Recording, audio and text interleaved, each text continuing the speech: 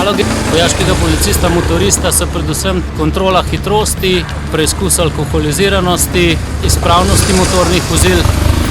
To je v bistvu naloga, ki se pojavlja največkrat. Namenjeni smo pa tudi za spremstvo vojaških delegacij ob vseh obiskih tujih vojska v Sloveniji. V bistvu upravljamo spremstvo organiziranih kolon, ki se odvijajo na območju Republike Slovenije. To je BMW 1150 kubičenje, ima 70 kW, tako povprečna poraba je 6 litrov na 100 km goriva. Se pravi, je ta boxer oblika motorja, ima 2 cilindra. Tako kot tudi civilna policija imamo na motorjih nameščene luči. Trenutno so na motorjih modre in rdeče luči. Se pravi, je motor opremljen za spremstva. V motor lahko natočimo največ 20 litrov goriva.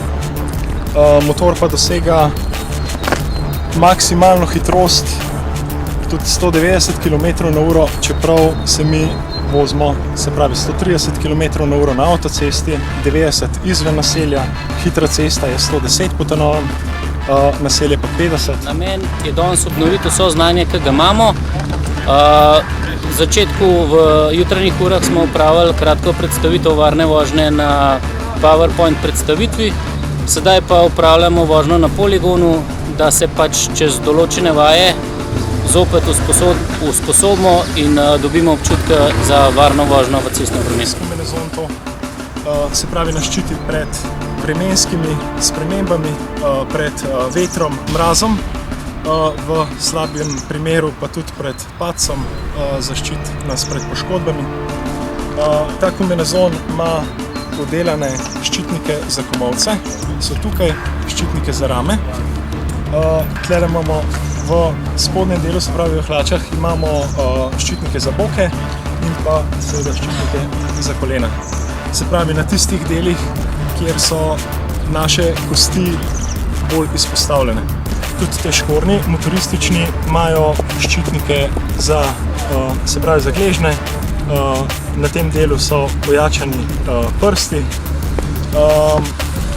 Uporabljamo rokavice, seveda nas spet ščitijo pred mrazom in pa v skrajni sili pred padcem. Imamo tudi 2 tipa čelade, ta je novejša, ta je starejša.